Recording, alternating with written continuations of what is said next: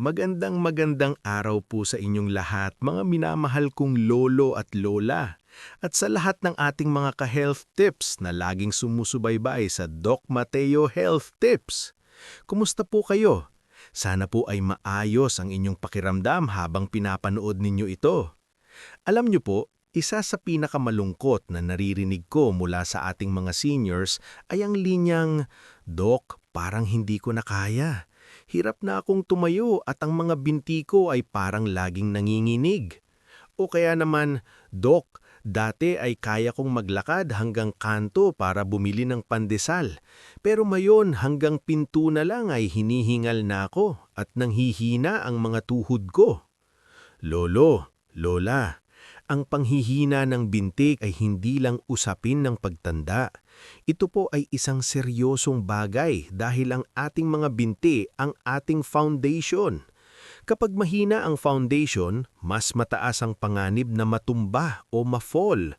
At alam natin, ang isang simpleng pagtumba para sa isang senior ay maataring magresulta sa hip fracture o bali sa balakang na napakahirap gumaling.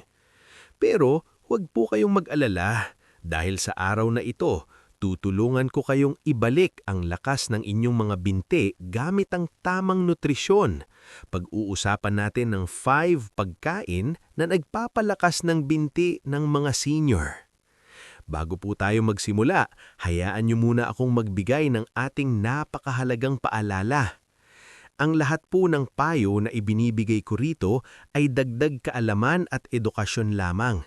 Hindi po ito dapat ipalit sa payo ng inyong personal na doktor. Ang bawat senior ay may iba't ibang kondisyon. May mga bawal sa protina dahil sa kidney. May mga bawal sa taba dahil sa puso.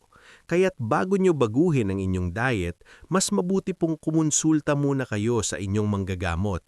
Ang inyong kaligtasan ang laging priority natin dito. Bago nating isa-isahin ang mga pagkain, kailangan muna nating intindihin kung bakit nanghihina ang binti ng matatanda.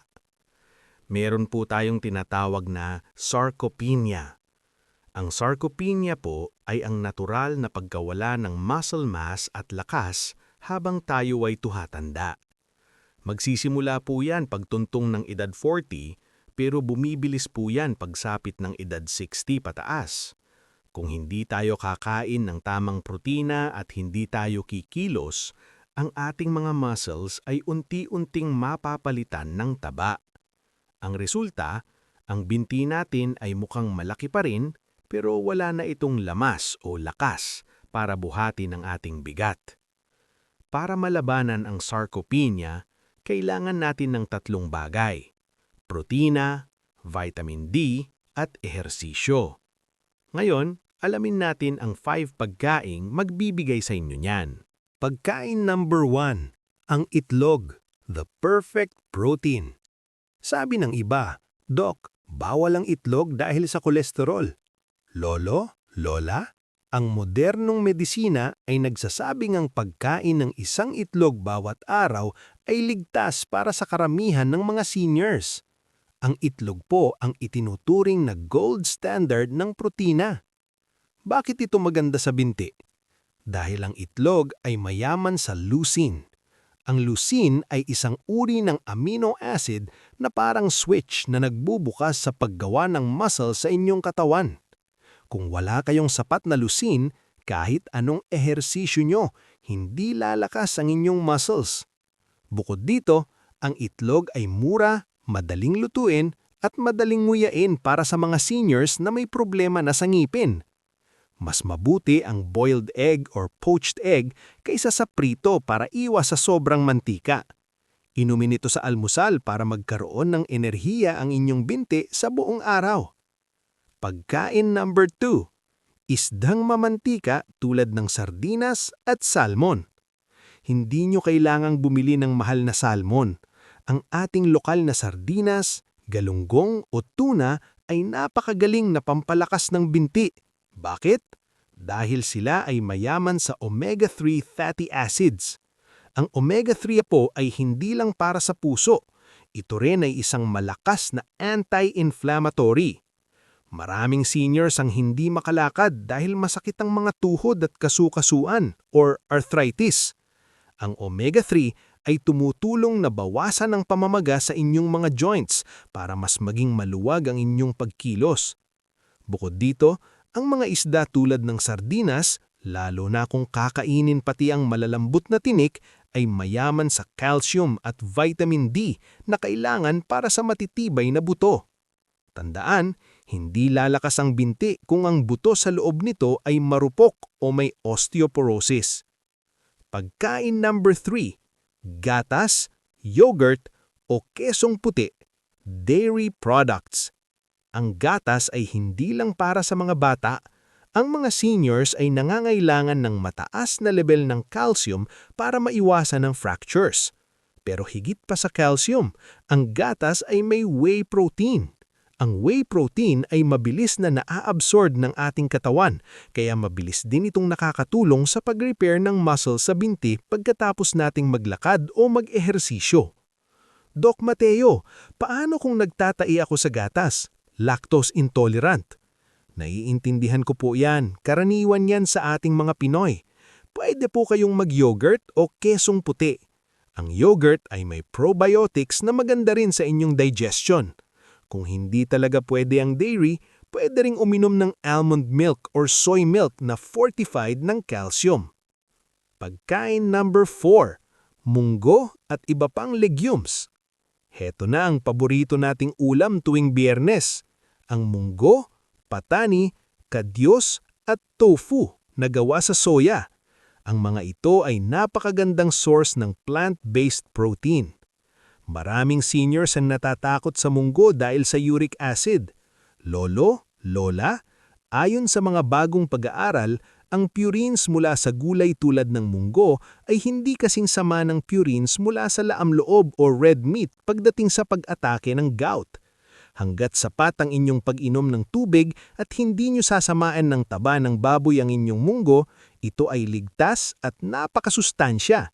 Ang munggo ay mayaman din sa magnesium at potassium na tumutulong para maiwasan ang muscle cramps or panginginig ng binti sa gabi. Pagkain number 5, mani at buto, nuts and seeds. Ang mani, cashew o kahit ang simpleng buto ng kalabasa ay punong-puno ng magnesium.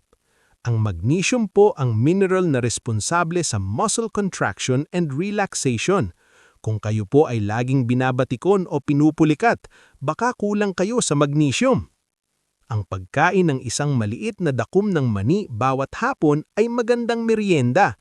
Bukod sa magnesium, meron din itong mga healthy fats na nagbibigay ng matagal ng enerhiya.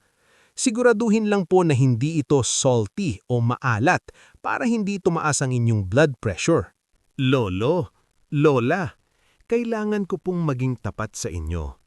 Kahit ubusin nyo ang lahat ng itlog at gatas sa mundo, hindi lalakas ang inyong binti kung hindi nyo sila gagamitin. Ang muscles po natin ay may prinsipyong use it or lose it. Gamitin mo o mawawala ito. Heto ang 3 simpleng ehersisyo na pwedeng gawin kahit sa loob lang ng bahay. Chair stand.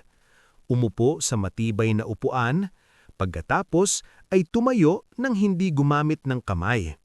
Gawin ito ng 10 beses. Ito po ang pinakamagandang ehersisyo para sa hita.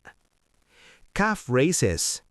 Humawak sa sandala ng upuan at tumingkayad. Stand on your toes. Pagkatapos ay ibaba ang sakong. Ulitin ng 10 hanggang 15 beses. Para naman ito sa ibabang bahagi ng binti. Marching in place. Habang nanonood ng TV, magmarcha lang sa kinatatayuan ng 1 hanggang 2 minuto. Simple pero epektibo para sa circulation. Paano ko po malalaman kung lumalakas na ang binti ko, Doc? Una, mas madali na kayong tumayo mula sa banyo o upuan. Pangalawa, hindi na kayo gaanong hihingal sa pag-akyat ng konting baitang ng hagdan. Pangatlo, nababawasan ang panginginig o pulikat sa gabi. Pang-apat, Mas matatag na ang inyong balanse kapag naglalakad sa hindi pantay na semento. Kapag napansin nyo ito, ituloy-tuloy nyo lang ang inyong healthy diet. Ayan po ang mga minamahal kong ka-health tips. Sana po ay naging malinaw ang ating pag-uusap tungkol sa pagpapalakas ng inyong mga binti. Tandaan po, ang inyong mobility o kakayahang makalakad ay katumbas ng inyong kalayaan. Ayaw nating laging nakadepende sa iba, kaya habang maaga, alagaan natin ang ating mga muscles.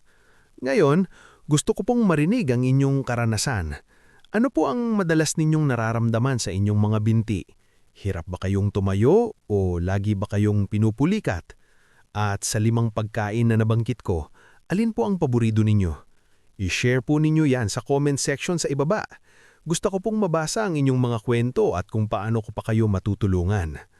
Kung nakatulong po sa inyo ang video na ito at naramdaman ninyong nadagdagan ng inyong pag-asa na lumakas muli, paki-type sa comment section ng yes. At kung gusto nyo pa po ng mas marami pang tips tungkol sa kalusugan ng mga buto at joints para sa mga seniors, paki-type po ang more. Huwag nyo rin po sanang kalimutang i-like at i-share ang video na ito sa inyong mga Viber groups, sa inyong mga kapamilya at sa inyong mga kaibigang seniors. Marami pa tayong lolo at lola na kailangang malaman na may lunas pa sa panghihina ng kanilang katawan. At kung bago pa lang po kayo sa ating channel, paki-subscribe na po sa Doc Mateo Health Tips at i-click ang bell icon para lagi kayong updated sa ating mga usapang pangkalusugan na diretso sa puso at base sa siyensya. Muli, ako po ang inyong Doc Mateo, ang inyong katuwang sa pagtamit ng mas malusog at mas masayang pagtanda.